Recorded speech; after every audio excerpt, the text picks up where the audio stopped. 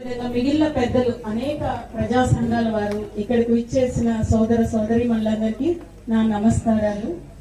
నా పేరు వేదవతి. మరి ఇప్పటి వరకు అందరూ అన్ని విషయాలు చెప్పారు. మీకు ఈ ప్రాజెక్ట్ అవసరమా, అవసరం లేదు, వాళ్ళు ఎలా దొంగ ఎత్తుగడతా వస్తున్నారు, ఎవరి ప్రయోజనాల కోసం వస్తున్నారని ఆ విషయాలు నేను మీతో మాట్లాడాను. కానీ అందరు చెప్పేశారు కాబట్టి 2 విషయాలు చెప్తాను. ఇంట్లో పిల్లలు ఉన్నారు అనుకోండి, చిన్న పిల్లలు, వాళ్ళకి మీరు ఒక లడ్డూలు బాక్స్ ఇచ్చి తినమని అంటే ఒకసారిగా తినలేరు కదా, నిదానంగా వాడుకుంటా ఉంటారు. కానీ ఎవరైనా బయట వ్యక్తులు వచ్చి ఒక చాక్లెట్ చూపిస్తే పిల్లలు ఏం చేస్తారు? సహజంగా దాని మీదకి ఆసక్తి వెళ్తుంది. వెళ్ళినప్పుడు ఆ చాక్లెట్ తీసుకుంటా ఈ లడ్డూలు వాళ్ళకి ఇచ్చేస్తారు. ఇవాళ మీ పరిస్థితి అది. మీకు దేవుడు వరంగా ఇచ్చినటువంటి ఈ పచ్చని చెట్లు, మీ పొలాలు, మీ ఇల్లు, స్వచ్ఛమైన గాలి, మీకు ఇచ్చినటువంటి ఈ స్వచ్ఛమైన గాలి, నీరు, స్వచ్ఛమైన ఆహారం ద్వారా వస్తున్న ఆరోగ్యం, ఇవన్నీ కూడా మరి వాళ్ళు కొన్ని ప్రలోభాలు పెడతారు.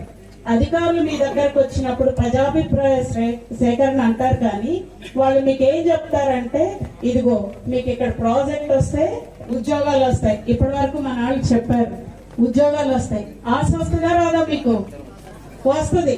ఎన్నాళ్ళు ఈ కష్టాలు పడతాం, పండిస్తే ఎంత వస్తుంది, ఉద్యోగం వస్తుంది, వెళ్ళిపోదామని అనుకుంటారు.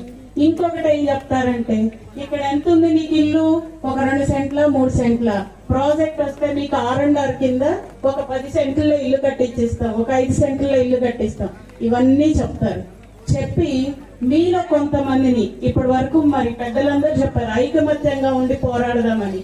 మీలో ఐకమత్యాన్ని చీల్చేయటానికి ఇలాంటి ఆశలు చాలా చెప్తారు. ఇది మేము అనుభవంతో చెప్తున్నాము, అనుభవించి చెప్తున్నాము.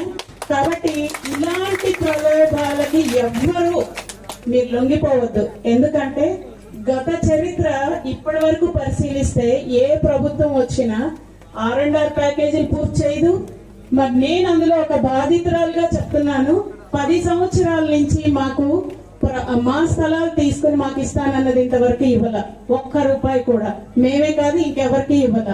అంటే ప్రభుత్వాలకు తీసుకునేటప్పుడు ఉండే శ్రద్ధ అంటే వాళ్ళ ప్రయోజనాలు మన ప్రయోజనాల గురించి కాదు. ఇది మాత్రం గుర్తుపెట్టుకోండి. ఎవ్వరొచ్చి ఎలాంటి ప్రలోభాలకు పెట్టినా, ఎవ్వరు కూడా ఉద్యోగమనో, స్థలమనో, ఇళ్లనో, డబ్బులనో, మీకు సొంతమైన మీ భూమిని, మీకు దేవుడు వరప్రసాదంగా ఇచ్చినటువంటి గాలిని, స్వచ్ఛమైన గాలి. మేము 3 రోజుల నుంచి ఇక్కడ ఉన్నాం. ఇదే మేము విజయవాడలో కానీ ఎక్కడైనా తిరిగితే మేము మంచాన్ని పడిపోతాం. కానీ మీ ప్రాంతంలో తిరిగితే